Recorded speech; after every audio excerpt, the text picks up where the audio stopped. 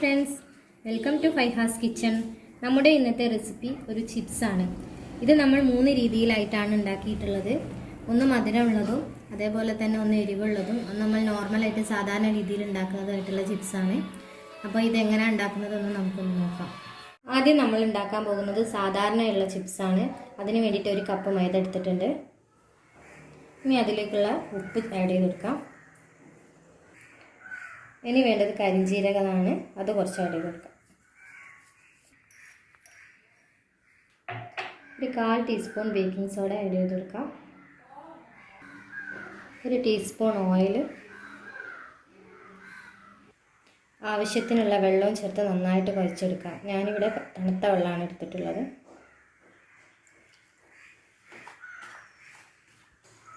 നമ്മുടെ മാവ് ഇവിടെ റെഡി ആയിട്ടുണ്ട്. നമ്മൾ സ്വീറ്റ് ആയിട്ടുള്ള ചിപ്സാണ് ഉണ്ടാക്കുന്നത്. അതിന് വേണ്ടിയിട്ട് നമുക്കൊരു കപ്പ് മൈദ ഇട്ട് കൊടുക്കാം. ഇതിലേക്ക് കുറച്ച് കരിഞ്ജീരകം ആഡ് ചെയ്ത് കൊടുക്കാം. ആവശ്യത്തിനുള്ള മധുരം ഇതിലേക്ക് ചേർത്ത് കൊടുക്കാം. 1/4 ടീസ്പൂൺ ബേക്കിംഗ് സോഡ, ഒരു നുള്ള് മഞ്ഞൾപ്പൊടി ആഡ് ചെയ്ത് കൊടുക്കാം. ഒരു നുള്ള് ഉപ്പ്,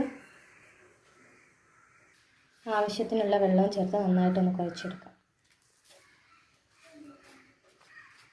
ഒരു ഫ്ലേവറിന് വേണ്ടിയിട്ട് 2 ഏലക്ക ചതച്ചതുകൂടെ ഇതിലേക്ക് ഇട്ട് കൊടുക്കാം. ഇത് കുഴച്ച് വെച്ചിട്ടുണ്ട്. ഇനി ഇതിലേക്ക് ഒരു ടീസ്പൂൺ ഓയിൽ കൂടെ ചേർത്ത് ഒന്നുകൂടി ഒന്ന് കുഴച്ചെടുക്കാം.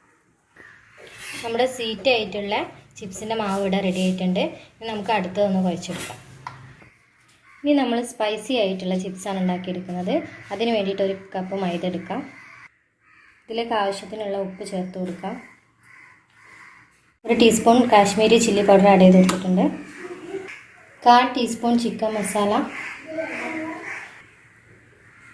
1/4 ടീസ്പൂൺ ബേക്കിംഗ് സോഡ, ഒരു ടീസ്പൂൺ ഓയിൽ,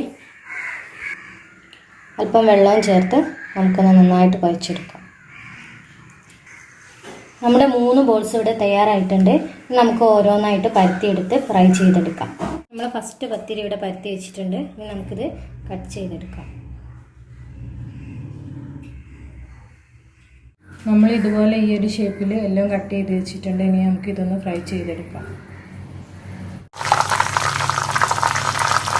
നമ്മൾ ചിപ്സ് ഇവിടെ റെഡി ആയിട്ടുണ്ട്. എല്ലാവരും ട്രൈ ചെയ്ത് നോക്കണം.